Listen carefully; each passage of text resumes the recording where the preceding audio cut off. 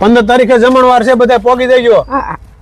ઘરના કોઈ કહેવા આવે કે ન આવે પણ બધા પોગી દેજો. ઓલી વ્યવસ્થા તો થઈ ગયેલી છે ને બધી. હમણાં કેટલું દોટું દેવ્યું, દોડી થાકી જાય, હાજે જોવે પછી થોડું. 15 તારીખે જમણવાર છે, બધા પોગી જજો. ગણેમાં કેમ કોઈ દેખાણા નહીં, આજે ગીત ગાવા પૂગી જજો પાછા.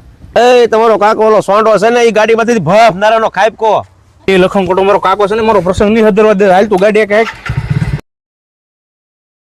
પેલા કાકા એ તો બહુ કરી એને.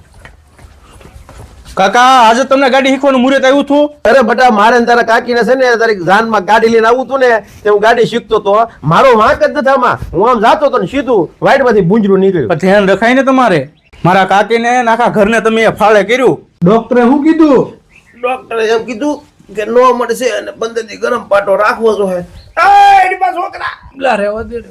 હારું હાલો, કઈ ડાપણ ન કરતા. હવે હું ગાડી મોકલું છું, ગાડી બે નિરાતે વી આવજો ઘરે. હો, મને તેમ થાય તલવાર કાઢી પગ કાપી નાખવાનો.